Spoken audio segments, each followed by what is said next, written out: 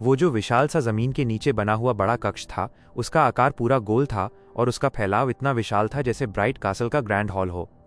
उसकी दीवारें उसी ग्रे स्टोन स्लैब से बनी थीं जैसे डार्क सिटी की भारी भरकम दीवारें बनी थीं, लेकिन उनके उलट इस कक्ष की दीवारों पर ठंडी धुंधली काली पानी की धारियां बह रही थीं जो लगातार फुसफुसाती सी लग रही थीं।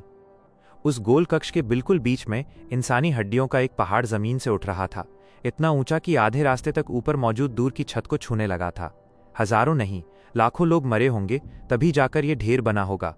और उसी पल सनी को एक भयावह एहसास ने जकड़ लिया कि आखिर वो लोग कहाँ गायब हो गए थे जो कभी इस पुराने शहर और उसके चारों तरफ बनी इम्प्रेग्नेबल वॉल को बनाया करते थे। सब यहाँ थे, एक दूसरे के ऊपर लगे हुए इस गंदे और डरावने मौत के स्मारक में बदलकर। यही काला घिनौना कक्ष उनका आखिरी ठिकाना था। अचानक सनी के दिमाग में एक पुरानी याद उभर आई। सोल ट्री की शाखाओं के नीचे कैसी ने एक दृश्य देखा था जहां खून में भीगा हुआ एक टीला था जो अनगिनत लाशों से बना था। उसके ऊपर एक छोटा सा काला सीड खून के तालाब में तैर रहा था। क्या आशन बैरो की मिट्टी के नीचे भी ऐसा ही कोई हड्डियों का पहाड़ था छुपा हुआ? क्या उसी तरह सोल डिवाउरर का जन्म हुआ था? सनी ने अपनी नजर बदली और अब जाकर उसने देखा कि उस डरावने सफेद हड्डियों के पहाड़ से लाल कोरल की नसें उग रही थीं, जैसे किसी विशाल जीव के मांसपेशियों की तरह। उन कोरल के खंभों को ऊपर देखते हुए उसे दिखा कि इस बड़े कक्ष का गुंबद टूटा हुआ था। उस टूटे हिस्से से फीकी धूप अंदर आ रही थी और नीचे पड़े उस भयानक दृश्य पर गिर रही थी। और वहां गुंबद के टूटे हिस्से में से एक विशाल पत्थर का हाथ नीचे की ओर बढ़ रहा था। उसकी हथेली खुली हुई थी, जैसे वो इन हड्डियों के पहाड़ को सहलाना चाह रहा हो जिनसे कभी इस काली और छोड़ दी गई भूमि के लोग बने थे। उस पत्थर के हाथ को देखते हुए सनी को अचानक समझ आ गया कि वे आखिर कहाँ थे।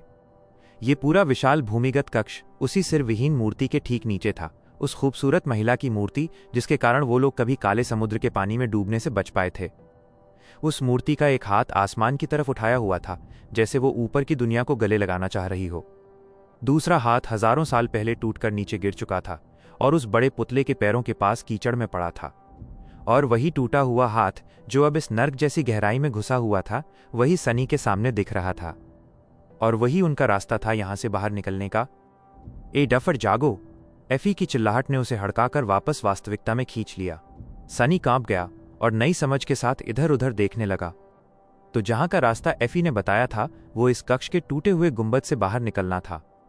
कई की एस्पेक्ट एबिलिटी और गोल्डन रोप की मदद से वहां से बाहर निकलना मुश्किल नहीं होना चाहिए था। लेकिन वो लॉर्ड ऑफ द डेड कहां था?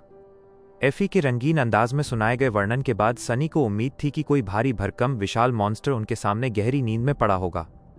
उसकी याद में एफी ने साफ कहा था कि वो एक big fat bastard of a nightmare creature है, लेकिन सनी को कुछ दिखाई नहीं दिया, जब तक कि उसकी आंखें सिकुड़ गईं। और ठीक उसी पल हड्डियों का पहाड़ अचानक हिला। जब वो पहाड़ हिला, हर बात अचानक एकदम साफ हो गई। पहले सनी को लगा कि कोई अनजान क्रीचर उस हड्डियों के ढेर के अंदर सो रहा है, लेकिन फिर उसे समझ आया कि नहीं, हकीकत कुछ और ही थी। वो पूरा पहाड़ ही नाइटमेयर क्रीचर था। यही लॉर्ड ऑफ द डेड था। इस कक्ष में इकट्ठी हर हड्डी उसका एक हिस्सा थी। एक पल के लिए सनी डर के मारे जम गया। Fat bastard? इसे तुम फैट बास्टर्ड कहते हो? पर फिर अलग अलग बातें उसके दिमाग में एक साथ जुड़कर एक पूरी कहानी बन गईं। बिल्कुल, मैं पहले क्यों नहीं समझ पाया? हड्डियों का पहाड़, अमर स्केलेटन्स की सेना, लॉर्ड ऑफ द डेड, सब जुड़ा हुआ था। उसके सामने खड़ा नाइटमेयर क्रीचर एक फॉलन टायरेंट था। टायरेंट्स नाइटमेयर क्रीचर्स के विकास का 5वां चरण होते हैं और ये नाम यूं ही नहीं रखा गया। 5वां चरण शासन और अधिकार का चरण होता है। इसलिए ब्लैक माउंटेन पर उसने जिस अंधे राक्षस से मुकाबला किया था, वो किंग नाम का था और इसलिए ये घिनौना जीव लॉर्ड कहलाता था। क्लासेस ताकत में फर्क जरूर रखते हैं, लेकिन उनका सबसे बड़ा अंतर एक गहरी वजह से आता है। जितनी ऊंची क्लास उतनी ही अनोखी क्षमता। ये क्षमताएं ताकत बढ़ाती नहीं, बल्कि उसकी गुणवत्ता बदल देती हैं। जैसे बीस्ट्स बिना दिमाग वाले होते हैं, लेकिन डीमंस और उनके ऊपर वाले बुद्धिमान होते हैं। यही कारण है कि कोई डीमन थोड़ा ही ज्यादा ताकतवर क्यों ना हो, वो मॉन्स्टर से 10 गुना ज्यादा खतरनाक बन जाता है। टायरेंट क्लास की खासियत ये थी कि वो बड़ी संख्या में छोटे क्रीचर्स को बना और नियंत्रित कर सकते थे। माउंटेन किंग के शरीर में रहने वाला छोटा वर्म जब किसी मरते हुए गुलाम के शरीर में घुसकर माउंटेन किंग्स लार्वा बना था, वो वैसा ही एक क्रीचर था। लेकिन इस शक्ति की सीमा भी थी। टायरेंट के बनाए मिनियंस उसकी अपनी रैंक के बराबर नहीं हो सकते थे। इसलिए लार्वा सिर्फ एक डॉर्मेंट बीस्ट था, जबकि माउंटेन किंग अवेकेंड था।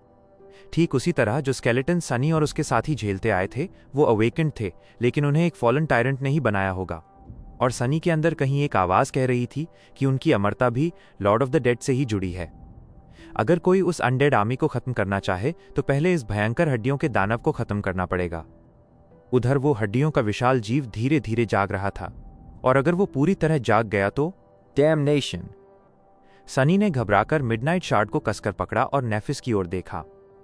गोल्डन रोप पहले से उसके हाथ में थी और वो उसे कई को दे ही रही थी, लेकिन कई उसे पकड़ पाता उससे पहले ही वो पहाड़ी जैसा जीव अचानक लहराया, और अगले ही पल हड्डियों का एक टेढ़ा मेढ़ा खंभा उसकी देह से निकलकर तोप के गोले की तरह उनकी तरफ फेंका गया।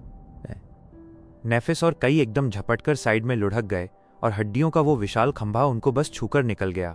उसके दीवार पर जाकर धमाके से टकराने की आवाज सनी के कानों तक पहुंचती, उससे पहले ही वो खंभा फिर से हिल चुका था, अब की बार भयंकर ताकत से एक तरफ झूलता हुआ। खुशकिस्मती से सनी और कैसी उसके पीछे की तरफ थे, लेकिन एफी और कास्टर नहीं थे। दोनों ने हैरानी की हद तक तेज प्रतिक्रिया दी और सीधा जमीन पर गिर पड़े, जिससे उस राक्षसी जीव की विशाल उड़ती हुई हड्डी उनके सिरों के ऊपर से निकल गई। स्टोन फ्लोर से उठते हुए हंट्रेस चिल्लाई, ये तो सोते सोते ऐसे झटके मार रहा है, भागो, इस कमीने के जागने से पहले हम लोगों को यहां से निकलना होगा। सनी ने गाली दी, मिडनाइट शार्ड को गायब किया और हड्डियों के पहाड़ का सामना करते हुए उसके अगले कदम का अंदाजा लगाने लगा। अब उसे समझ आ रहा था कि एफी की पहली हंटिंग पार्टी कैटाकॉम्स में कैसे मरी थी। इस हालत में तलवार किसी काम की नहीं थी। लॉर्ड ऑफ द डेड धीरे धीरे होश में आ रहा था। उसकी घिनौनी देह बनाने वाली हड्डियां हिल रही थीं, कांप रही थीं, और सफेद ढेर के अंदर से मरोड़ती हुई विशाल भुजाओं जैसी आकृतियां फैल रही थीं। वो अनगिनत हड्डियों का ढेर धीरे धीरे एक बिना आकार वाले टीले से एक जीव की शक्ल लेने लगा था। वो जीव पूरी तरह जागने पर कैसा दिखाई देगा, सनी जानना ही नहीं चाहता था।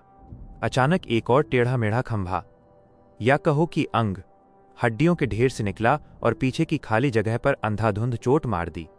दीवार पर उसके टकराने का धमाका सनी के कानों में गूंज उठा, इतना तेज कि कानों में बजने लगा। फिर हजारों पुरानी हड्डियों के पत्थर से रगड़ खाने की भूचाल जैसी आवाज गूंजी।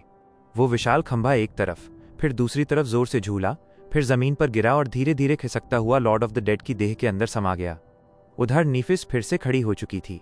कई की ओर भागते हुए उसने गोल्डन रोप का एक सिरा उसके हाथ में पकड़ा दिया और गुंबद में बने टूटे हिस्से की ओर इशारा किया। अगले ही पल आर्चर बिजली की रफ्तार से हवा में उड़ता हुआ ऊपर की ओर निकल गया।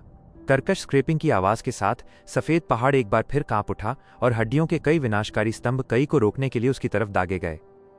लेकिन सनी के पास कई को देखने का एक पल भी नहीं था, क्योंकि लॉर्ड ऑफ द डेड ने दो और अंग उसकी ओर बढ़ा दिए थे।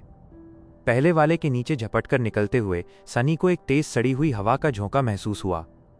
उसे पता था कि अब उसके पास बस एक ही सेकंड बचा है। उसने अपनी सारी शैडो ऑगमेंटेड ताकत समेटी और पूरी जान लगाकर उछल पड़ा। उसका शरीर कई मीटर ऊपर जा पहुंचा और वो हड्डियों के उस तेजी से आते टेंटिकल से मुश्किल से कुछ सेंटीमीटर से बच पाया। जमीन पर लुढ़ककर उतरते हुए सनी ने गाली निकाली और फिर खड़ा हो गया। ये कौन सा नर्क वाला जंपिंग रोप गेम चल रहा है? लॉर्ड ऑफ द डेड पूरी तरह जागने ही वाला था। अब हड्डियों की और भी लहरदार भुजाएं उसकी देह से निकल रही थीं और हर एक की हरकत पहले से ज्यादा सटीक होती जा रही थी। लेकिन कई पहले ही उस पत्थर के विशाल हाथ की हथेली पर पहुंच चुका था।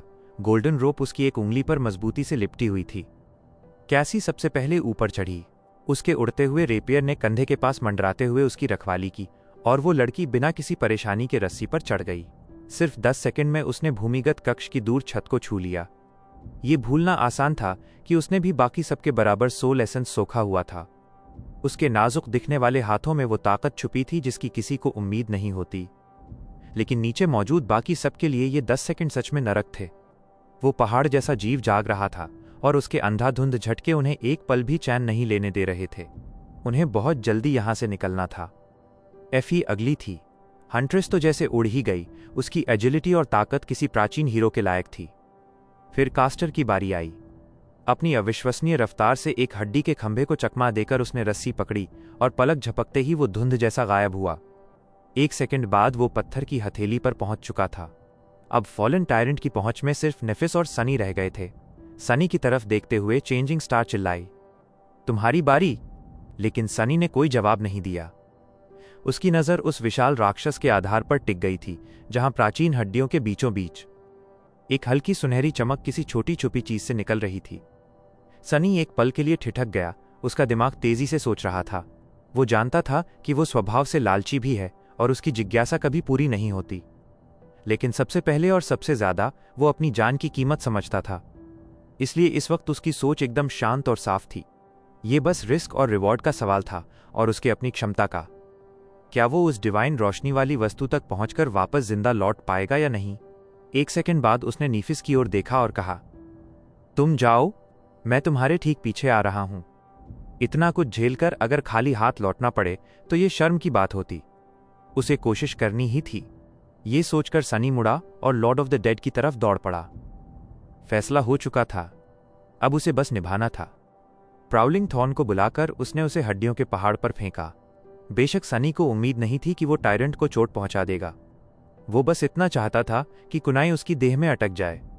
जैसे ही फेंका हुआ डैगर हड्डियों के ढेर में धंसा, एक सफेद अंग अचानक सनी की तरफ उछला और उसकी विशाल घिनौनी चौड़ाई ने सब कुछ ढक दिया। इनविजिबल स्ट्रिंग को खींचने का आदेश देते हुए सनी हवा में ऊंचा उछला जैसे किसी तोप से निकला हो। स्तंभ के दूसरी ओर उतरकर हड्डियों के उस अनगिनत ढेर से बस कुछ कदम दूर उसने दांत भिंच लिए और अपना हाथ फॉलन टायरेंट की देह के अंदर घुसा दिया। एक पल बाद उसकी मुट्ठी उस छुपे हुए वस्तु पर बंद हो गई और थोड़ी मशक्कत के बाद उसने उसे तोड़ती हड्डियों की आवाजों के बीच बाहर खींच लिया। एक तेज दर्द उसकी बाह में चुभा। मुट्ठी खोलकर उसने देखा, एक छोटा सा बेहद खूबसूरती से बना आयन की। वो लगभग साधारण लग रहा था अगर उसके अंदर से निकलती हल्की दिव्य सुनहरी चमक न होती। अगले ही पल सनी लड़खड़ा गया, जैसे कमजोरी की एक लहर उसके शरीर में दौड़ गई हो।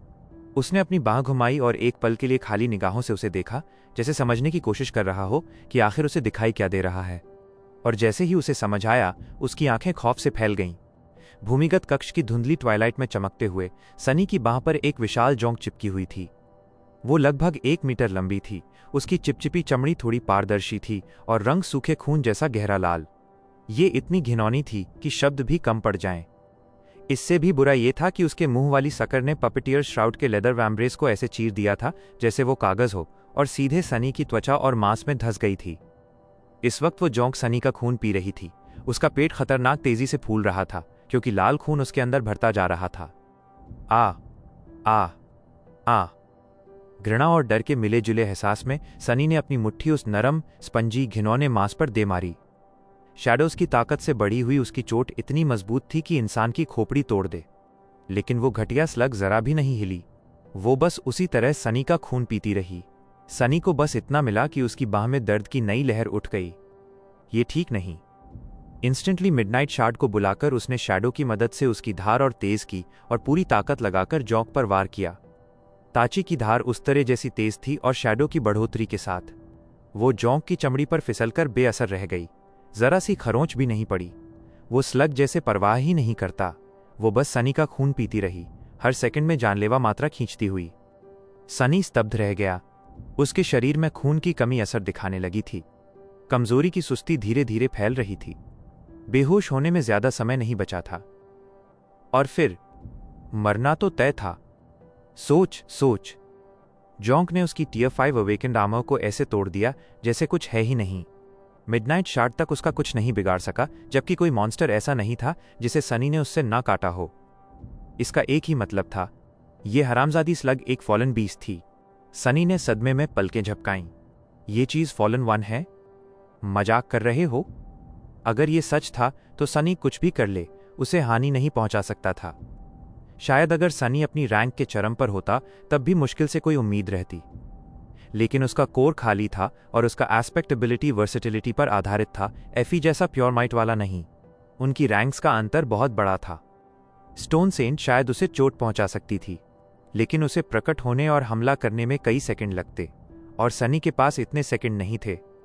उसके कुछ कर पाने से पहले सनी या तो इस घटिया जोंक से पूरा सूख चुका होगा या लॉर्ड ऑफ द डेड उसे कुचल देगा। अब सनी के पास सिर्फ एक ही रास्ता बचा था। अगर वो जोंक को हटा नहीं सकता तो उसे अपनी बांह काटनी पड़ेगी। शायद नीफिस उसके लिए नई बांह उगा दे, या शायद नहीं, लेकिन जिंदा रहने के लिए करना तो पड़ेगा। ताची को सिर के ऊपर उठाकर सनी ने दांत भींचे और एक पल के लिए हिचकिचाया। उसे पता था कि यही रास्ता है, लेकिन खुद को इतनी बुरी तरह अपंग करने का ख्याल भी डरा रहा था। सोच मत, जीना है तो कर डाल। आखिरी हिम्मत जुटाकर सनी ने मिडनाइट शार्ड नीचे गिराया। लेकिन आखिरी सेकंड में वो रुक गया। धार उसकी त्वचा से कुछ ही सेंटीमीटर ऊपर रुकी थी। ये उसकी हिम्मत की कमी नहीं थी। सनी ने जोंक में एक हल्का बदलाव नोटिस किया था।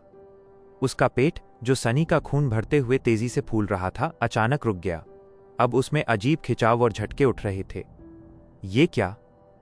अगले ही पल वो गंदी जोंक बुरी तरह ऐंठी, सनी की बांह छोड़कर नीचे गिरी और दर्द से तड़पने लगी। उसकी पारदर्शी त्वचा के भीतर सनी देख सकता था कि उसका अंदरूनी हिस्सा फट रहा था, जैसे कोई अदृश्य ताकत उसे अंदर से चीर रही हो। नहीं, कोई ताकत नहीं, उसे सनी के खून ने ही जहर दे दिया था।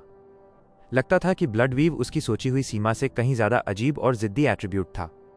एक सेकंड बाद वो फॉलन बीस्ट पूरा फट गया और चारों ओर खून बिखर गया।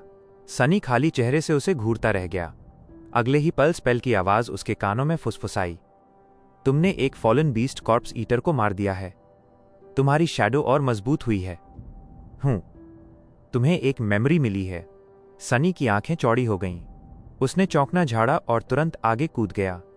वो अभी भी इस घटिया जगह से भागना चाहता था। खून में सने सोलशार्ट को उस फटे हुए जोंक के अवशेषों से उठाकर वो मुड़ा और गोल्डन रोप की ओर दौड़ पड़ा। उस गार्गेंचुअन टायरेंट के शरीर से एक हड्डी का टेंटिकल उसकी ओर लपकता हुआ निकला, लेकिन सनी नीचे लुढ़क गया, टूटी हड्डियों के ढेर पर से छलांग लगाई और आखिरकार रस्सी तक पहुंच गया। रस्सी पकड़ते ही वो ऊपर खींचने लगी, उसे भूमिगत कक्ष से बाहर खींचते हुए। सनी लगभग स्टोन गॉडेस के हाथ तक पहुंच चुका था कि नीचे से एक भयंकर गर्जना गूंजी, जैसे कोई भारी लहर उसके शरीर पर टकराई हो। लॉर्ड ऑफ द डेड अब पूरी तरह जाग चुका था, लेकिन अब देर हो चुकी थी। उसका शिकार निकल चुका था। कीचड़ से बाहर चढ़ते हुए सनी घुटनों के बल गिरा, फिर थककर जमीन पर लेट गया। उसकी सांसें भारी टूटती हुई आवाजों में बाहर आ रही थीं। कमजोर, वो बहुत कमजोर महसूस कर रहा था और बेहद थका हुआ। लेकिन सूरज को फिर से देखना कितना अच्छा लग रहा था।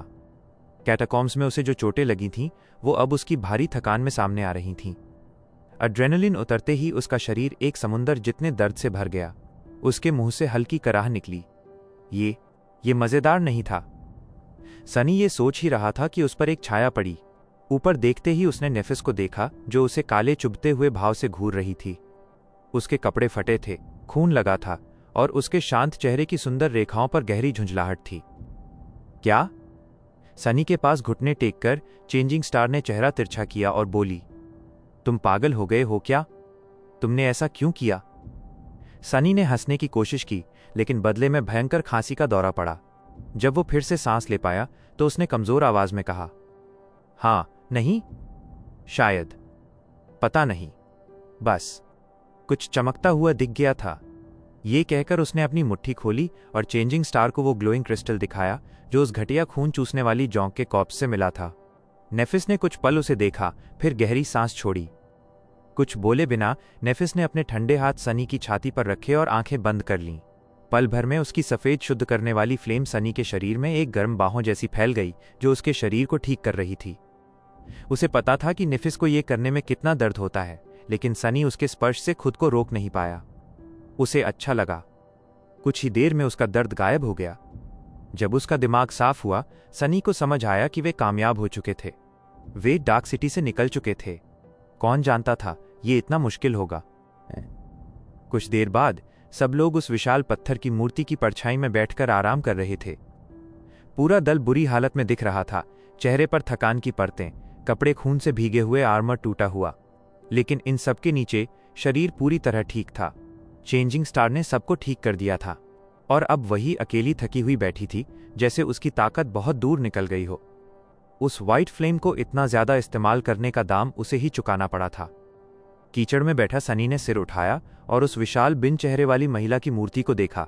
वो बिल्कुल वैसी ही थी जैसी वो उसे पहले दिखी थी। लंबी, सुंदर, उसका पतला लिबास हवा में ऐसे लहरा रहा था जैसे वो पत्थर नहीं, असली कपड़ा हो। मूर्ति थोड़ा एक तरफ झुकी हुई थी, उसका एक बचा हुआ हाथ आसमान की ओर उठा हुआ। बहुत समय पहले जब सनी, कैसी और नीफिस एशन बैरो से अपनी जान बचाने भाग रहे थे, तब वे इसी हाथ की हथेली में छिपे थे और उसी ऊंचाई से सनी ने पहली बार डार्क सिटी की दीवारें देखी थीं। नीचे देखकर उसने मूर्ति के दूसरे हाथ की ओर देखा, जो बहुत पहले टूटकर नीचे गिरा था और गिरते वक्त उस अंडरग्राउंड चेंबर के गुंबद को तोड़ता हुआ अंदर घुस गया था। एक लंबी सांस लेकर उसने आंखें बंद कीं और मन ही मन कहा, एक बार फिर हमारी जान बचाने के लिए शुक्रिया। फिर उसका चेहरा मुरझा गया। कैटाकॉम्स में जो कुछ हुआ था उसे याद करके उसका अच्छा मूड पल भर में उड़ गया। एक रहस्य का जवाब तो मिल गया था, लेकिन उसे खुशी नहीं थी। एंशिएंट सिटी के लोगों का क्या हुआ, ये सवाल हमेशा सनी के दिल में धड़कता रहा था। एक शौकिया खोजी की तरह, जिसने अपना ज्यादातर समय डार्क सिटी के खंडहरों में बिताया था, वो उनकी संस्कृति की छोटी से छोटी बातों से भी परिचित था। उनके बारे में जानना उसका शौक था। वो जानता था कि इस प्राचीन सभ्यता का अंत एक बहुत बड़ी त्रासदी में हुआ था। एक भयानक आपदा ने इस जगह को उजाड़ दिया था, लेकिन फिर भी किसी कोने में वो उम्मीद करता था कि शायद ये लोग कहीं चले गए हों, शायद अपने शहर को छोड़कर किसी और जगह बस गए हों। लेकिन अब उसे पता चल गया था कि ये सच नहीं है। वे सब यहीं उसके नीचे पड़े थे, सदियों से इस नम अंधेरी चेंबर में दफन। उनकी हड्डियां इतने ऊंचे ढेर में जमा थीं कि एक डरावना पहाड़ जैसा बन गया था। और उससे भी बुरा, उन अवशेषों को डार्क सी के शापित पानी ने भिगोकर एक नाइटमेयर क्रीचर की आत्मा का बर्तन बना दिया था। उसके मन में अभी भी कई सवाल तैर रहे थे। आखिर वे लोग इस अंधेरे चेंबर में कैसे पहुंचे? क्या वे यहीं मरे थे या किसी चीज ने उन्हें यहां लाकर फेंक दिया था? लॉर्ड ऑफ द डेड कैसे पैदा हुआ?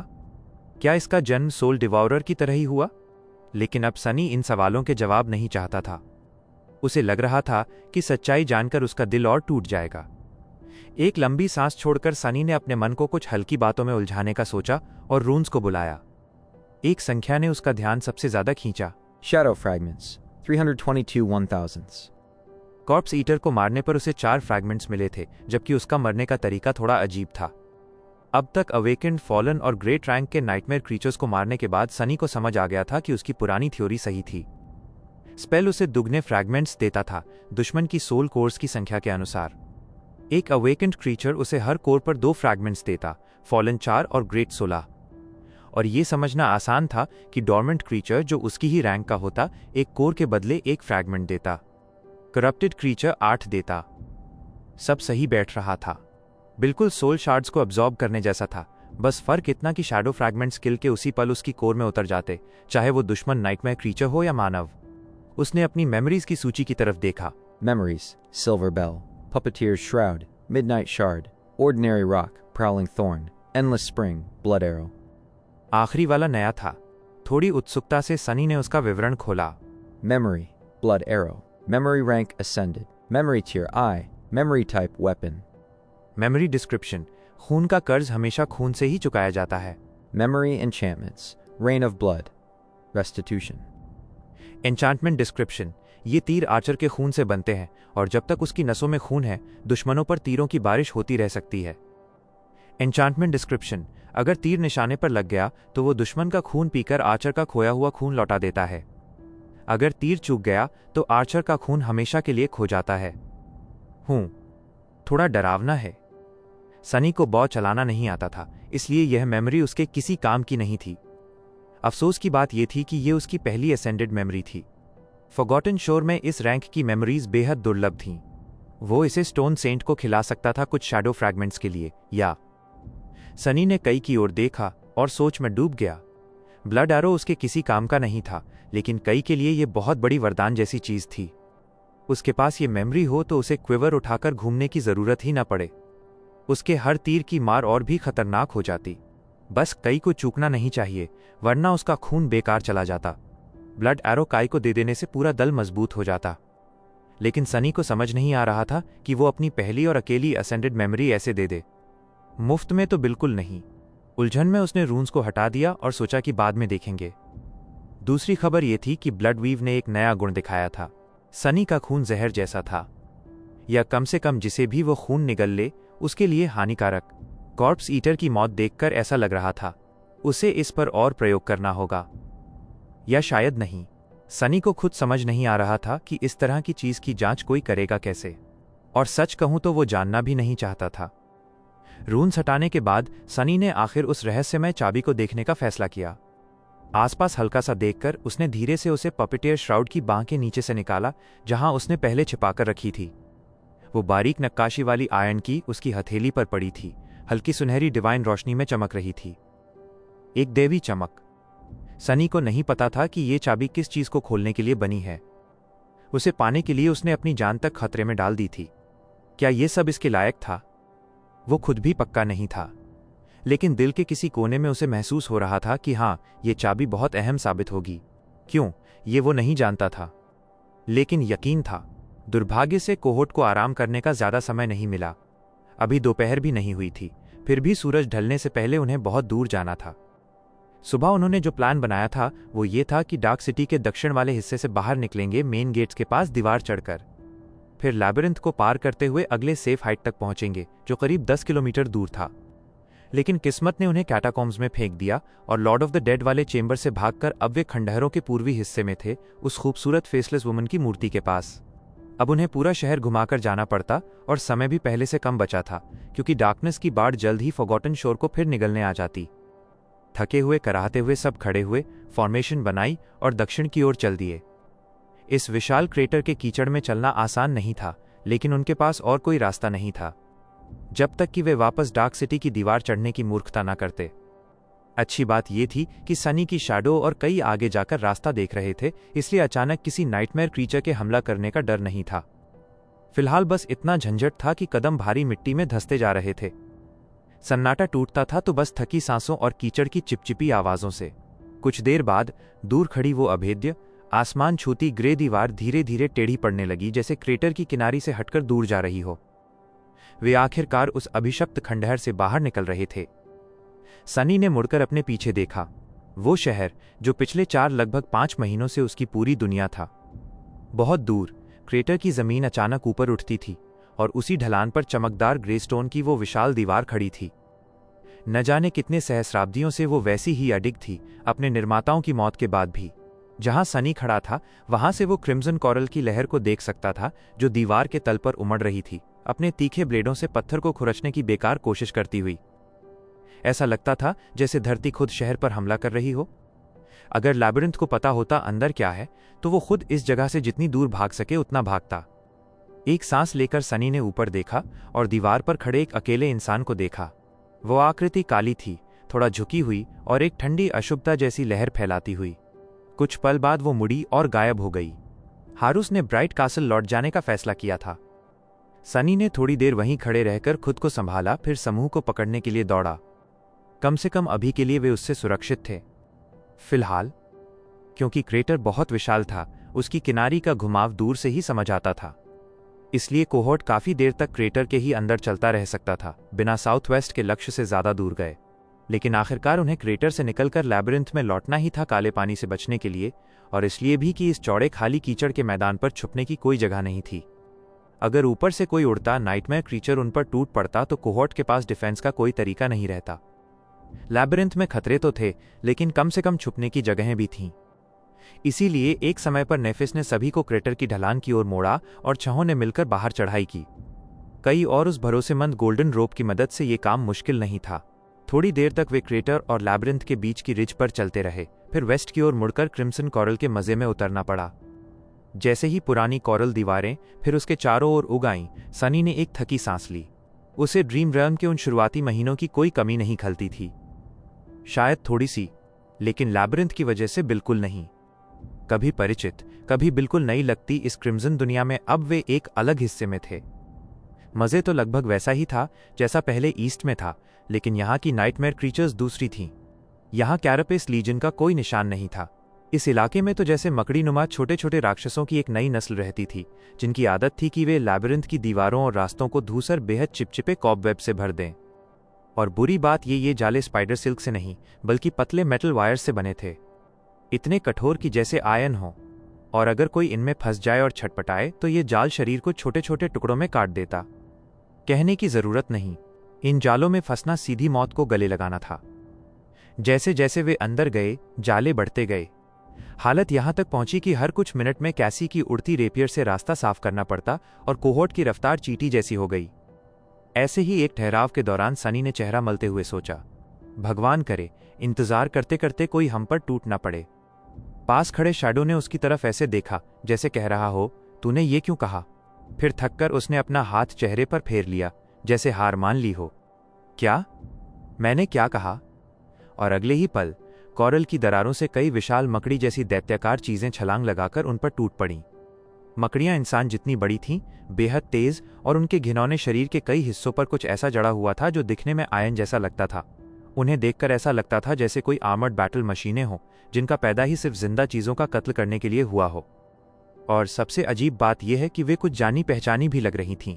थोड़ा ध्यान लगाने पर सनी को समझ में आया कि ये घिनौनी चीजें असल में उन विशाल फॉलन बीस्ट्स के छोटे कमजोर से रूप जैसी दिखती थीं, जिन्होंने कभी असली स्टोन सेंट और उसके लोगों को नष्ट कर दिया था। बस फर्क इतना था कि इन आयन वाली मकड़ियों का आकार और आर्मर उतना भयानक नहीं था। अगर ऐसा है तो मेरे पास तुम्हारे लिए एक बुरी खबर है, बेवकूफों। जैसे ही मकड़ियों ने हमला किया, कोहोर्ट के सभी लोग डार्क सिटी के पुराने अनुभवी शिकारी की तरह बिना घबराहट के घातक शांति में हरकत में आ गए। हथियार हवा में चमके और आयन को ऐसे चीरते गए जैसे वो कोई नरम कागज हो। एफी ने तो अपने टूटे फूटे शील्ड से एक मकड़ी को इतनी जोर से कूट दिया कि बेचारा समझ भी नहीं पाया कि उसने आखिर कैसी भारी गलती कर दी थी।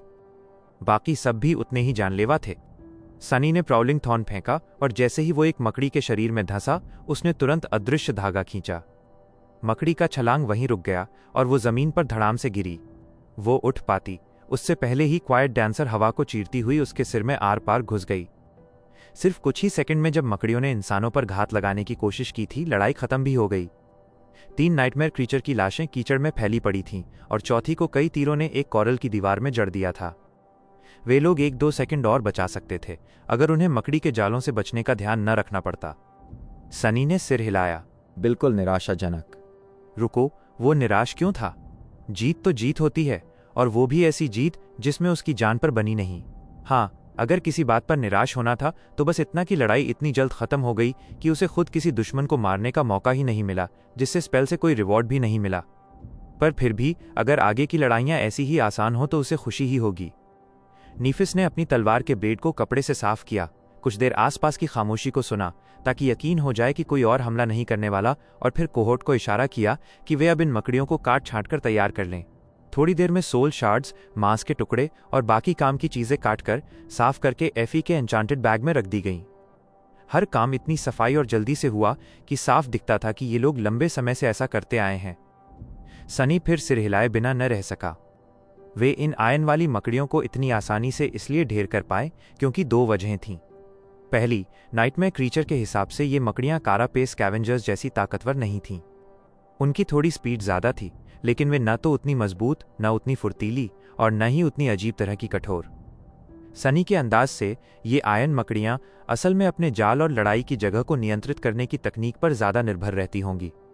क्योंकि कोहोर्ट पहले ही उनके जाल तोड़ चुका था, उनका सबसे बड़ा फायदा खत्म हो गया था। दूसरी वजह थी खुद कोहोर्ट। फॉरगॉटन शोर पर इंसानों में ये सबसे घातक लोग थे। सनी को पूरा यकीन था कि उनमें से 4 तो अकेले में होस्ट के किसी पाथफाइंडर को मार सकते हैं, शायद किसी लेफ्टिनेंट को भी। आखिर आउटर सेटलमेंट ने अपने सबसे बेहतरीन लोग ही भेजे थे। एफी ठीक कहती थी कि ब्राइट कासल के बाहर कभी इतना ताकतवर कोहोर्ट नहीं बना था। कुल मिलाकर ये 6 लोग 3 अवेकेंड बीस्ट से निपटने के लिए ज्यादा से ज्यादा सक्षम थे।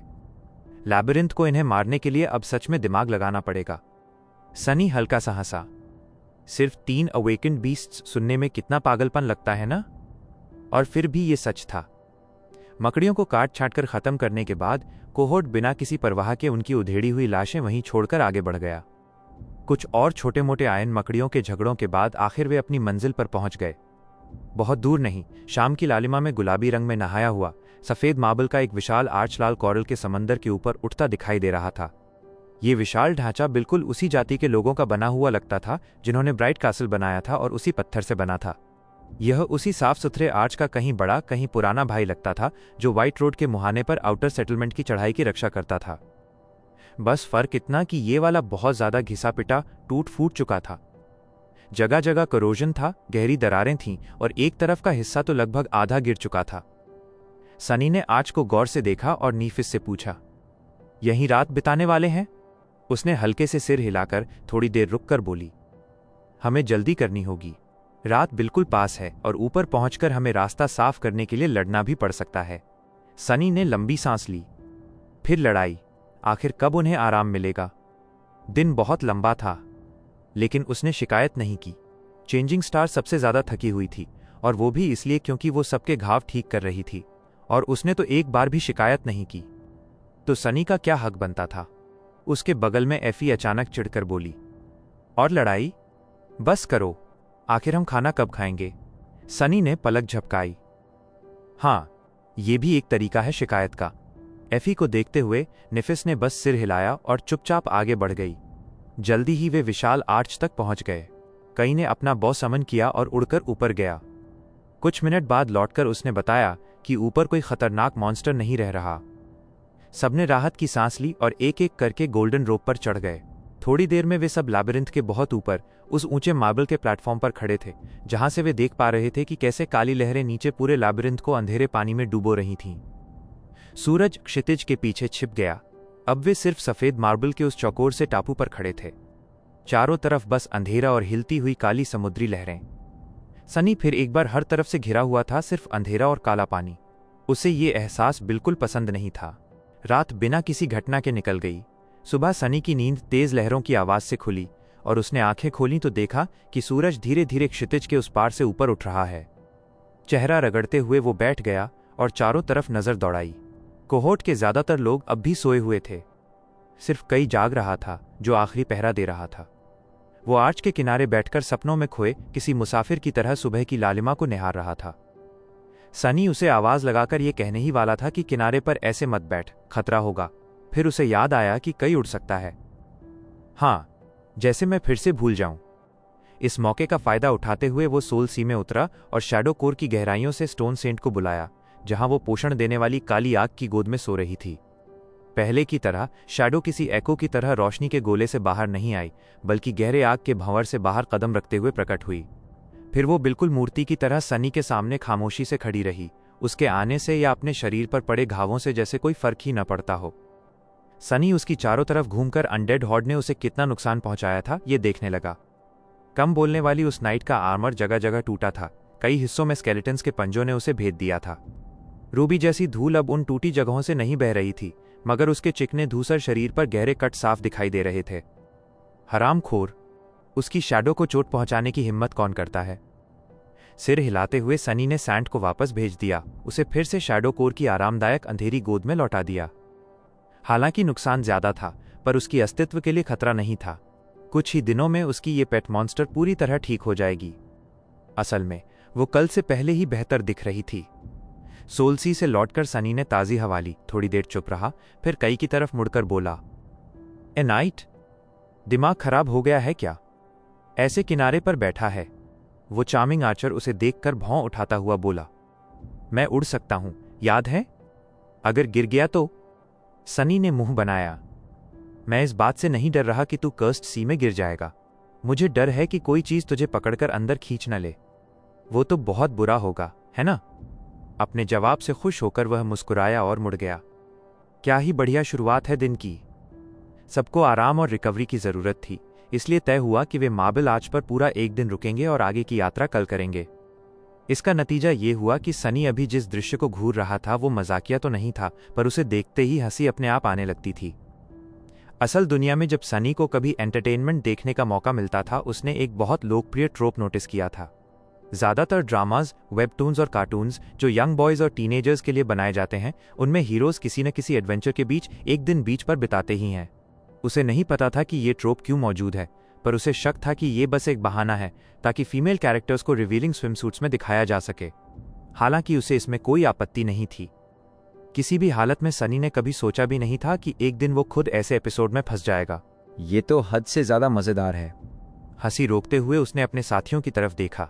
क्योंकि कैटाकॉम्स में बैटल के दौरान सबके आर्मर और वेपन्स खराब हो गए थे, उन्हें इन मेमोरीज को कुछ समय के लिए सोल सी में रखना पड़ रहा था ताकि वे अपने आप ठीक हो सकें, ठीक वैसे ही जैसे स्टोन सेंट अभी शैडो कोर में कर रही थी। नतीजा ये था कि सभी सनी सहित अभी सिर्फ लॉइन क्लॉथ्स पहने हुए थे और लड़कियां अपने लिए कहीं कहीं से बनाए हुए अस्थायी ब्रासियर्स। मान लिया जाए तो ये क्रूड अंडरगारमेंट्स असल में स्विमसूट्स नहीं थे और मार्बल आर्च भी किसी बीच जैसा नहीं था, पर फिर भी पूरी स्थिति मजेदार रहने से रही नहीं। सब आधे नंगे थे और एडवेंचर के बीच आराम कर रहे थे, तो ये बीच डे जैसा ही लग रहा था। सनी का मूड काफी अच्छा था। सब अपने अपने काम में लगे थे। आर्च के बीचों बीच आग लगी थी और भूनते हुए मांस की खुशबू हवा में फैल रही थी। एफी उसकी देखभाल कर रही थी। उसका गहरा, धूप में पका शरीर ऐसा लगता था मानो किसी प्राचीन देवी की मूर्ति को जीवन मिल गया हो। सनी उसकी एबीएस गिनने लगा, लेकिन बीच में ही ध्यान भटक गया। क्योंकि उसकी मजबूत काया में कुछ हिस्से बिल्कुल भी पत्थर जैसे नहीं थे। कुछ सेकंड की बेफिक्र सुखद मूर्खता के बाद सनी को तेजी से दूसरी तरफ देखना पड़ा।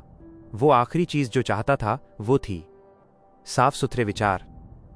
नेफिस एफी को नाश्ता बनाने में मदद कर रही थी।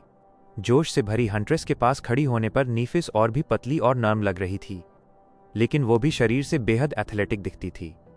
उसकी हाथी दांत जैसी चमड़ी उनकी ऑलिव छाया वाली पाथफाइंडर साथी के पास और भी उभरकर दिखती थी।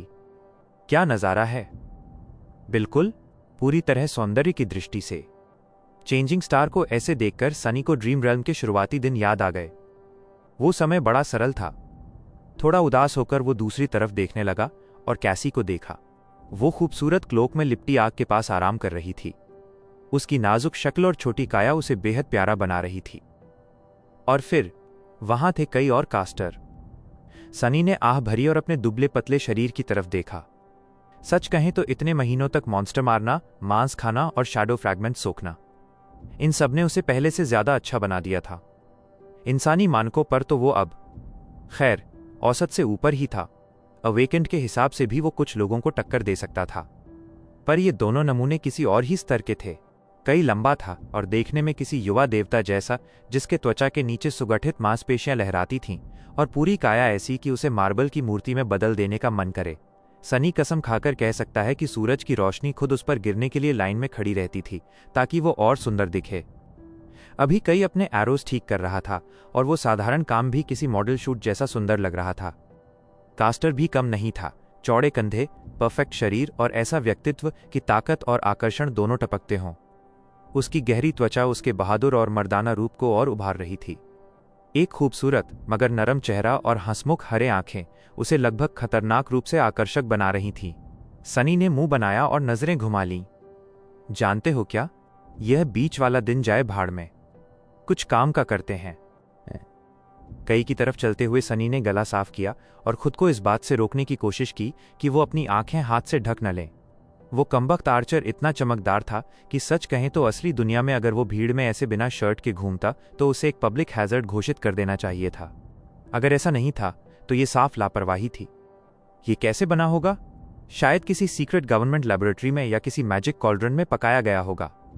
मतलब कोई तरीका नहीं कि ये बंदा और मैं एक ही स्पीशीज के हों, है ना? कुछ सेकंड तक सनी के उसे खाली सी नजर से ताकने के बाद कई ने हल्की सी मुस्कान दी। ऊ सनी, तुम्हें कुछ चाहिए था? सनी चौंका और तुरंत अपनी आंखें ढक लीं।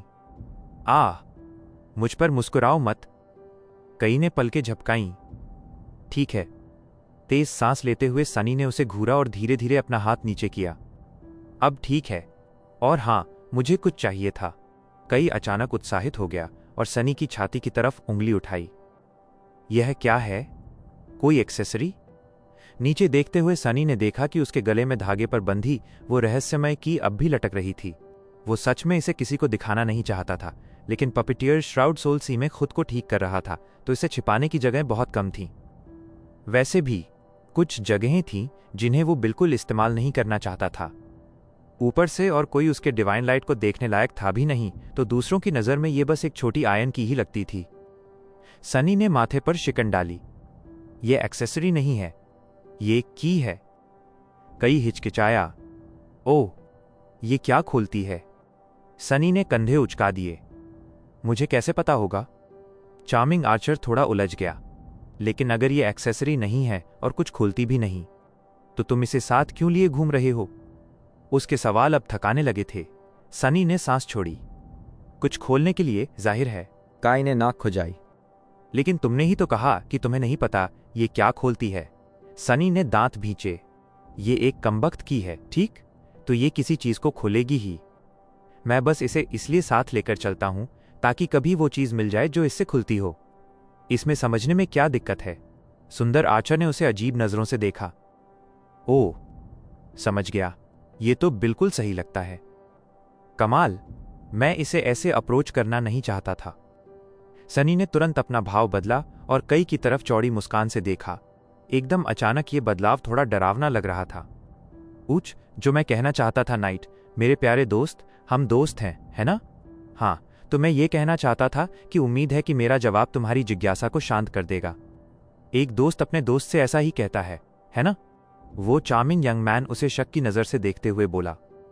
शायद। सनी ने मुस्कान और चौड़ी कर दी और चेहरे में हल्की दर्द सी महसूस की। बहुत बढ़िया, तो हम दोस्त हैं।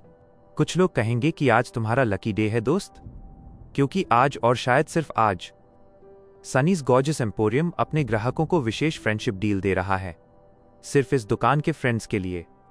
क्या किस्मत है तुम्हारी। कई ने अचानक खांसी की। पिछली बार सनीज ब्रिलियंट एम्पोरियम नहीं था। सनी पल के झपकाता रह गया। था। खैर, फर्क नहीं पड़ता, डील अभी भी वैसी ही है। दिलचस्पी है या नहीं। आर्चर कुछ पल सोचता रहा, फिर सावधानी से बोला, लेकिन सनी, तुमने अब तक बताया ही नहीं कि डील है क्या। ये डील उन ग्राहकों के लिए है जिन्हें तुम दोस्त मानते हो, या तुम अपनी फ्रेंडशिप मुझे बेचने की कोशिश कर रहे हो, या रुकिए, तुम मेरी फ्रेंडशिप खरीदना चाहते हो, या दोनों। आह, मैं उलझ गया। मानो उसी पल का इंतजार कर रहा हो। सनी ने उत्साह में सिर हिलाया। हाँ, बढ़िया कि तुमने पूछा। असल में मेरे पास एक इनक्रेडिबल आइटम है जिसे मैं बेचना चाहता हूं। ये इतना इनक्रेडिबल है कि मैं खुद इससे अलग होना नहीं चाहता, पर चूंकि तुम मेरे दोस्त हो, मैं इसे दे दूंगा। लगभग मुफ्त में, पूरा फ्रेंडशिप डिस्काउंट, सिर्फ तुम्हारे लिए। शुक्रिया कहने की भी जरूरत नहीं। शोर सुनकर बाकी लोग भी इधर उधर का काम छोड़कर देखने लगे। एफी भूनते मांस से ध्यान हटाकर अब इस सर्कस को बड़ी मुस्कान के साथ देख रही थी। ये देखकर कि सबकी नजरें अब उन दोनों पर हैं, कई ने आह भरी। ठीक है, बताओ, वो इनक्रेडिबल आइटम क्या है जो तुम मुझे बेचना चाहते हो। सनी कुछ पल चुप रहा, फिर अचानक मुस्कुराना बंद कर दिया। ओह, बस सोल सी में धूल खा रही एक मेमोरी। वह एरोज की एंडलेस सप्लाई दे सकती है। बस एक शर्त है, तुम्हें मिस नहीं करना चाहिए। ब्यूटीफुल आर्चर की आंखें चमक उठीं। उसने अपने क्विवर की तरफ देखा और बोला, रुको, सच में तुम्हारे पास ऐसी मेमोरी है। लंबे सोच विचार के बाद सनी ने तय किया था कि ब्लड एरो उसे कई को दे देगा। कोहोर्ट के आर्चर के पास वो होने से आगे की यात्रा बहुत आसान हो जाती। वो खुद भी कभी बो पा सकता था और उसे इस्तेमाल करना सीख सकता था, पर अभी तो इसका कोई समय नहीं था। ऊपर से ब्लड एरो की एन्चांटमेंट्स इतनी खतरनाक थीं कि एक्सेलेंस ही काम आती, और एक्सेलेंस समय मांगती थी जो सनी के पास नहीं था। इसलिए किसी केपेबल आर्चर यानी कई को देना बेहतर था। आयरन स्पाइडर्स के साथ हाल की लड़ाइयों ने सनी को और भी पक्का कर दिया था कि यही सही फैसला है, लेकिन वो इसे मुफ्त में देने वाला नहीं था। हाँ, मेरे पास ऐसी मेमोरी है। फिर उसने सहजता से जोड़ा, ओह, क्या मैंने बताया नहीं। यह एरोज की एंडलेस सप्लाई देती है और सारे एरोज असेंडेड रैंक के होंगे। मार्बल आर्च पर अचानक गंभीर चुप्पी छा गई। तुम्हारे पास एक असेंडेड मेमोरी है? यह सवाल कास्टर ने पूछा। कई को पूछने की जरूरत ही नहीं थी। उसे पहले से पता था कि सनी सच बोल रहा है। उसकी आंखें हल्की सी फैल गईं। फॉरगॉटन शोर पर असेंडेड मेमोरी बहुत दुर्लभ थी और कारण भी साफ था। स्लीपर्स इसे केवल फॉलन नाइटमेयर क्रीचर को मारकर ही पा सकते थे, और ऐसे कारनामों के काबिल बहुत कम लोग होते हैं। ऊपर से हर किल मेमोरी देती भी नहीं, अक्सर तो नहीं देती। एक असेंडेड मेमोरी पाना डार्क सिटी के हर निवासी का सपना था। सनी ने कंधे उचका दिए। ओह, मेरे पास दो एक हैं। क्यों? दूसरी वाली ऑनिक्स आर्मर थी, जो कि टूटी हुई और बेकार पड़ी थी, पर सच कहें तो सबको ये बताने की कोई जरूरत नहीं थी। वह मुस्कुराया। सनीज एस्टॉनिशिंग एम्पोरियम में सिर्फ बेस्ट वेयर्स। रुकिए, एस्टॉनिशिंग था या कुछ और? छोड़ो, बात वही है। कास्टर ने सिर हिलाया। तुमने असेंडेड मेमोरी कैसे हासिल की? तुमने? सनी की मुस्कान एकदम थम गई। कुछ सेकंड बाद उसने ठंडे स्वर में कहा, जिसमें कोई हंसी बाकी नहीं थी, अगर जानना ही है तो मैंने उसे एक फॉलन बीस्ट मारकर पाया था। और इससे पहले कि तुम पूछो, इस बार मैंने उंगली हिलाई या थूका नहीं, बस देखा और वो मर गया। फिर उसने सीधे कास्टर की आंखों में देखा। मुझे चीजें मारने में बहुत महारत है, समझे? आखिर में कई ने उसकी डील मान ली। ब्लड एरो के बदले उसने सनी को 3 मेमोरीज दिए। उसके पास मौजूद 2 कमजोर एरोज और एक छोटा सा चार्म जो फायर पैदा कर सकता था। सनी ने तीनों को स्टोन सेंट को खिला दिया, जिससे उसके शैडो फ्रैगमेंट्स की गिनती बढ़कर 31 हो गई। ये पहले से 4 ज्यादा थे, यानी उतने ही जितने उसे ब्लड एरो खिलाने से मिलते। सनी को वास्तव में कुछ मिला नहीं, पर उसने कुछ खोया भी नहीं। असली फायदा तो कई का हुआ। तो सनी ने जब कहा कि ये एक इनक्रेडिबल डील है, वो झूठ नहीं बोल रहा था। नाश्ते के बाद जो थोड़ी अजीब चुप्पी में बीता, सनी जमीन पर पसर गया और खुश होकर मुस्कुराया। जानते हो दोस्तों, पिछले कुछ हफ्तों में मुझे एक बात समझ आई है। असल में ये सब कई की वजह से हुआ, जिसने मुझे स्टेव से मिलवाया। एफी ने खिंचकर अपनी बाहें फैलाईं, जिससे सनी की बात एक पल के लिए अटक गई। फिर उसने संतोष से मुस्कुराया। सच में? और वो क्या? सनी कुछ पल रुका और बोला, जब मैं छोटा था मुझे अवेकेंड पर बने वेबटून्स पढ़ना बहुत पसंद था। जानते हो, वही जिनमें हीरो एंशिएंट रूइंस की खोज करते हैं, नाइटमेयर क्रीचर्स से बैटल करते हैं और हर जीत के साथ ज्यादा पावरफुल होते जाते हैं। वो हल्का हंसा। हीरो और उसका कोहॉर्ट एडवेंचर तय करते, बुराई को हराते, शक्तिशाली मेमोरीज पाते, फिर असली दुनिया लौटकर एडवेंचरर शॉप में सब बेच देते। फिर वो पैसे से अपना इक्विपमेंट अपग्रेड करते और फिर किसी और खतरनाक एडवेंचर पर निकल पड़ते। कैसी मुस्कुराई। मुझे भी वे पढ़ना बहुत पसंद था। सनी ने उसकी तरफ देखा और सांस छोड़ी। हाँ, लेकिन जैसे जैसे बड़ा हुआ मैं सोचने लगा, ये लोग सोच क्या रहे हैं। एंशिएंट रूइंस में एक्सप्लोरेशन करना कोई समझदारी की बात नहीं है। सिर्फ पागल लोग ही ऐसा करेंगे। चाहे तुम कितने भी अच्छे हो, एक दिन तुम्हें ऐसा कुछ मिलने वाला है जो किसी इंसान की सामर्थ्य से परे होगा और तुम मर जाओगे। अगर ये सच में दुनिया होती तो फिर वे सब बार बार रूइंस में क्यों जाते? अंधी लड़की ने सिर झुकाया, कुछ कहने के लिए मुंह खोला, फिर बंद कर दिया। सनी मुस्कुराया। लेकिन फिर मुझे समझ आया, वे बुराई खत्म करने नहीं जाते थे, वे शक्तिशाली मेमोरीज इकट्ठा करने जाते थे। समझो, असल सपना हीरो बनना नहीं है, ना हीरो के साथी, ना उसका लव इंटरेस्ट। असल सपना है वो शॉप का ओनर बनना, जहां हीरो अपनी ट्रॉफीज बेचता है और नया इक्विपमेंट खरीदता है। ऐसे तुम अपनी जान जोखिम में डाले बिना आराम से जिंदगी बिता सकते हो। यही असली मंजिल है। उसने बाहें मोड़ी और आगे बोला, ड्रीम रेल में कुछ साल एडवेंचर करके और मेमोरीज इकट्ठा करके तुम रिटायर होकर एक दुकान खोल सकते हो और उम्र भर आराम से जी सकते हो। हर 2-3 साल में एक मेमोरी बेचनी काफी है। शायद थोड़े पैसे उन यंग और कम भाग्यशाली एडवेंचरर्स से भी कमा सकते हो। कई हंसा और जिज्ञासा से सनी की तरफ देखा।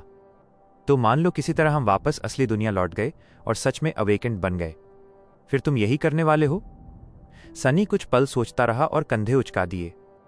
पता नहीं, असली दुनिया में मेरे पास करने को बहुत कम है। बस फॉरगॉटन शोर में जो सीखा उसे एक रिपोर्ट में लिखकर एकेडमी के उस टीचर को देना जिसने मुझ पर कभी मेहरबानी की थी। तो शायद, पर अभी मेरे पास इतना मेमोरीज नहीं कि एक सच्ची दुकान खोल सकूं। उसने चार्मिंग आर्चर की तरफ देखते हुए मुस्कुराया। और तुम? अगर तुम वापस लौटे तो असली दुनिया में सबसे ज्यादा क्या करना चाहोगे? कई अचानक शर्माते हुए नजरें फेर लीं। ओच, मुझे नहीं पता, कभी सोचा नहीं। लेकिन कुछ सेकंड बाद वो धीमी झिझकती आवाज में बोला, एवाटार सिंगर। सनी ने पलकें झपकाईं। क्या?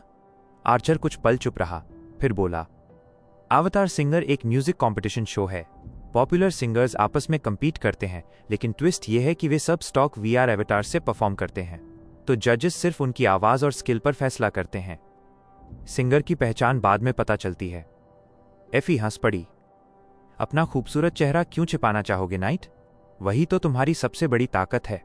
कई कुछ पल शांत रहा, फिर नरम मुस्कुराहट के साथ बोला, मैं बस चाहता हूं कि कभी मुझे सिर्फ मेरी स्किल और टैलेंट के आधार पर आंका जाए। और फिर ये फैंस को मेरी वापसी बताने का कितना शानदार तरीका होगा। सोचो तो वो कितना उत्साह होगा। एक परफेक्ट मीडिया स्टॉर्म। सनी ने सिर हिलाया। लगता था कई वाकई सेलिब्रिटी है। Fans, reactions, media storm. वो इतना आराम से इन सब पर बात कर रहा था मानो ये सबसे सामान्य चीज हो।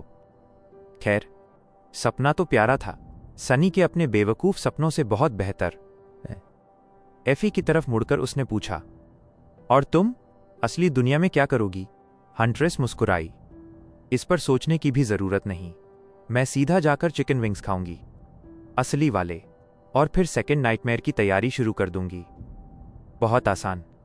सभी लोग शांत हो गए। कुछ देर बाद कैसी ने कहा, क्या तुम्हें पूरा यकीन है कि तुम एक और नाइटमेयर का सामना करना चाहती हो? एफी ने कंधे हिलाए। मेरे अपने कारण हैं। तो हां, मेरे लिए यही रास्ता है। अंधी लड़की कुछ देर चुप रही, फिर बोली, मैं तो जाकर अपने मॉम और डैड के साथ समय बिताऊंगी। असली दुनिया में यही सबसे जरूरी काम है मेरे लिए। कास्टर ने उसकी तरफ देखा और शालीनता से सिर झुकाया। कैसी सही कहती है, फैमिली सबसे महत्वपूर्ण है। जब मैं लौटूंगा अपने पिता से मिलूंगा और गर्व से उनकी आंखों में देखूंगा ये जानते हुए कि मैंने अपने क्लैन को निराश नहीं किया। फिर अपनी पूरी शक्ति लगाकर जितनी जल्दी हो सके ग्रो करूंगा, ताकि उनके चिंताओं को कम कर सकूं और अपनी ब्लड लाइन को नई ऊंचाइयों तक ले जाऊं। कितना लेगेसी जैसा है ये? आखिर नेफिस की तरफ मुड़कर सनी ने थोड़ा गहरे भाव से पूछा। और तुम नेफ, असली दुनिया में लौटकर क्या करोगी? चेंजिंग स्टार कुछ देर शांत रही, दूर क्षितिज की तरफ शांत आंखों से देखते हुए। फिर उसने धीरे सांस ली और शांत आवाज में बोली, मैं भी अपनी मॉम से मिलने जाऊंगी। सब चुप हो गए। सनी ने पलकें झपकाई, थोड़ा उलझन में। रुको, तुम्हारी मॉम? मैंने तो सोचा था वो मर चुकी हैं। नेफिस ने थोड़ा रुक कर चेहरा फेर लिया। वो हैं टेक्निकली डेड? इसका मतलब क्या है? सनी ने बाकी लोगों की तरफ देखा और पाया कि वे भी उलझे हुए थे, सिर्फ कास्टर को छोड़कर। उसके चेहरे पर ऐसा लगता था जैसे वो कुछ जानता है। कुछ पलों की भारी चुप्पी के बाद चेंजिंग स्टार ने सांस ली और शांत स्वर में बोली, मेरी मदर हॉलो में से एक है। वो मेरे गर्भ में रहते हुए ही हॉलो बन गई थी, इसलिए मैं कभी सच में उनसे मिली नहीं, सिर्फ उनके शरीर से। नेफिस चुप हो गई। थोड़ी देर बाद उसके चेहरे पर एक अजीब सी मुस्कान उभरी। सोचो तो हंसी आती है। जब मेरी ग्रैंडमदर जिंदा थी, मैं हमेशा उस शरीर को सिर्फ एक कॉर्प्स की तरह ही मानती थी, पर जब वो चली गईं और हम बस दो ही बचे, तब सब थोड़ा उलझा सा लगने लगा। नेफिस ने कंधे उचकाए और फिर से नजर फेर ली। खैर, फर्स्ट नाइटमेयर पर जाने से पहले मैंने हमारे एस्टेट में बची थोड़ी सी रकम से उन्हें एक स्पेशलाइज्ड हॉलो केयर फैसिलिटी में वीआईपी स्पॉट दिला दी। वहां उनका बहुत अच्छे से ख्याल रखा जा रहा है। लेकिन फिर भी मुझे पसंद नहीं कि वो वहां अकेली हों, तो जब मैं लौटूंगी वही करूंगी, उनसे मिलने जाऊंगी। किसी ने कुछ नहीं कहा। उसके शब्दों का असर सबके चेहरे पर साफ था। सनी चेंजिंग स्टार को घूर रहा था, यह समझने की कोशिश करते हुए कि कैसा लगता होगा किसी ऐसे शरीर के साथ बड़ा होना जिसमें जान ना हो। एक ऐसी मां जो हर दिन अपनी खाली सूनी आंखों से मौत की तरह तुम्हें देखती रही हो, जैसे अंधेरा ही तुम्हारे अतीत और भविष्य दोनों पर छाया हो। शायद इसी वजह से नेफ को स्पेल से इतनी नफरत थी। हवा की भारीपन को महसूस करते हुए चेंजिंग स्टार ने उन्हें देखा और हल्की काली सी मुस्कान दी। क्या पहली बार किसी हॉलोबॉर्न से मिले हो? मैं किसी को दोष नहीं देती, हम बहुत दुर्लभ होते हैं। असल में मैंने खुद भी कभी किसी और हॉलोबॉर्न को नहीं देखा। फिर उसने पैर फैलाए और उन्हें आग के पास कर लिया। तो हाँ, और अपने बालों को डाई करूंगी। असली दुनिया में ये दोनों काम सबसे पहले करूंगी। सनी ने पलकें झपकाईं। बाल डाई करोगी? नेफिस ने सिर हिलाया। ये प्रायोरिटी कैसे है? सनी को लगा वो कुछ समझ नहीं पा रहा, तो उसने सिर खुजाकर पूछा, क्यों? वो आश्चर्य से उसकी तरफ देखी। क्यों मतलब? मुझे इसकी आदत नहीं है और अजीब लगता है। क्या मुझे कोई और रीजन चाहिए? सनी ने उसे उलझन में घूरा। ये देखकर चेंजिंग स्टार ने हल्का सा भौं से कोड़ते हुए आवाज में थोड़ी हंसी मिलाकर पूछा, सनी, क्या तुम्हें लगता था कि ये मेरे नेचुरल बालों का रंग है? सनी कुछ देर खामोश रहा, फिर मुंह खोला और बंद कर दिया। नहीं है। नेफिस कुछ पल उसे देखती रही, फिर अचानक जोर से हंस पड़ी। उसकी हंसी संगीत जैसी थी, साफ, कोमल और कानों को बेहद सुकून देने वाली। सनी को अफसोस हुआ कि उसने इसे पहले कभी नहीं सुना था। काश उनकी जिंदगियां अलग होती ताकि नेफिस की हंसी लोग और बार सुन पाते, पर वे जिंदगियां ऐसी नहीं थीं और शायद कभी होंगी भी नहीं। कुछ देर बाद उसने सनी की तरफ देखकर मुस्कुराया। सनी, ये सिल्वर है, स्पेल की कसम। कोई नेचुरल सिल्वर बाल वाला होता है क्या? खुशकिस्मती से उसी समय कई अचानक उसकी मदद के लिए आगे आया। असल में मैंने भी सोचा था कि ये नेचुरल है। ये आप पर बहुत सूट्स करता है, लेडी नेफिस। चेंजिंग स्टार ने हैरानी से उसकी तरफ देखा, फिर एफी की तरफ देखा जैसे उससे पुष्टि चाह रही हो। हंट्रेस ने सिर हिलाया। मैं भी यही सोचती थी। मतलब, कौन जाने तुम लेगेसीज किस चीज से बने हो? नेफिस ने 2-3 बार पलकें झपकाईं, फिर हैरानी में सिर हिलाया। खैर नहीं, ये नेचुरल नहीं है। ये मेरे फर्स्ट नाइटमेयर के बाद ऐसे हो गए। कई उत्सुकता से आगे झुका। सच में? नाइटमेयर से पहले तुम्हारे बाल किस रंग के थे? नेफिस ने कंधे उचकाए। काले, बिल्कुल सामान्य इंसान वाले। चार्मिंग आर्चर ने उसे देखते हुए मुस्कुराया। वह रंग भी आप पर बहुत अच्छा लगेगा, लेडी नेफिस। मैं तो देख ही सकता हूं। सनी तो नहीं देख पा रहा था। चेंजिंग स्टार को उसके अरेस्टिंग सिल्वर बालों के बिना सोच पाना भी असंभव सा था। वो ब्रूनेट थी, ये विचार ही उसके दिमाग में घुस नहीं रहा था। ये तो बेहद गलत लगेगा, है ना? खैर, जिंदगी सरप्राइज से भरी हुई थी। आज सनी ने एक नहीं बल्कि 2 नए सच जान लिए उस इंसान के बारे में जिसे वो दुनिया में सबसे ज्यादा जानता समझता था। कौन सोच सकता था? लगता है बीच एपिसोड्स में रिवीलिंग स्विमसूट्स के अलावा और भी चीजें निकल आती हैं। उसके बाद उन्होंने थोड़ा आराम किया और आलस में बातें करते रहे। जल्दी ही सब बोर होकर बेचैन होने लगे। ऊब से बचने के लिए सनी ने स्पोर्ट्स गेम खेलने का सुझाव दिया। उसके मोटिव्स बिल्कुल भी ये नहीं थे कि इतने खूबसूरत जवान लोग बहुत कम कपड़ों में उछल कूद करें और एक दूसरे से कुश्ती करें। नहीं, जरा भी नहीं। पर हालात वैसा नहीं चले जैसा उसने सोचा था। कुछ ही देर में सनी खुद को गोल्डन रोप पर जान लगाकर खींचते हुए गाली देते पाया, फ्यूरियस टग ऑफ वॉर में। खैर, ये फ्यूरियस होना चाहिए था। असल में क्या हो रहा था कि एफी एक हाथ से आराम से रस्सी पकड़कर खड़ी थी, जबकि सनी, कैसी, काई और कास्टर चारों मिलकर उसे हिला भी नहीं पा रहे थे। थोड़ी देर बाद हंट्रेस ने बस हल्का सा झटका दिया और पूरी टीम जमीन पर गिर गई। ये धोखा है। एफी संतुष्ट मुस्कान के साथ चलकर आई और सनी के ऊपर खड़ी हो गई, बाहें कमर पर टिकाए हुए। वो उसे देखकर बोली, कमजोर, कब तेरी हिम्मत खो गई छोटे? फिर उसने आंख मारी और शरारती अंदाज में बोली, कैथीड्रल में तो तुम ज्यादा अच्छा परफॉर्म कर रहे थे, ऊपर से ज्यादा देर तक टिक भी रहे थे। सनी लाल हो गया और दांत भींचे। चुप करो, लोग गलत समझेंगे। एफी ने सदमे का नाटक किया। गलत समझेंगे? तुम क्या? ओह! फिर उसने डरने का नाटक करते हुए एक हाथ से मुंह ढक लिया। तू किस तरह का गंदा इंसान है? ट्रेनिंग? मेरा मतलब था ट्रेनिंग के वक्त। सनी उसे अविश्वास में घूरता रहा, मुंह खुला का खुला। एफी ने जोर से नाक फुलाई, फिर हंस पड़ी। सिर हिलाते हुए वो आखिरी बार खिलखिलाई और चल दी। अब कभी स्पोर्ट्स गेम्स नहीं, कभी भी नहीं। वो शैतान हर बार जीत जाएगी ही। सनी ने तय किया कि उसे अपने विचारों में सुधार लाना होगा।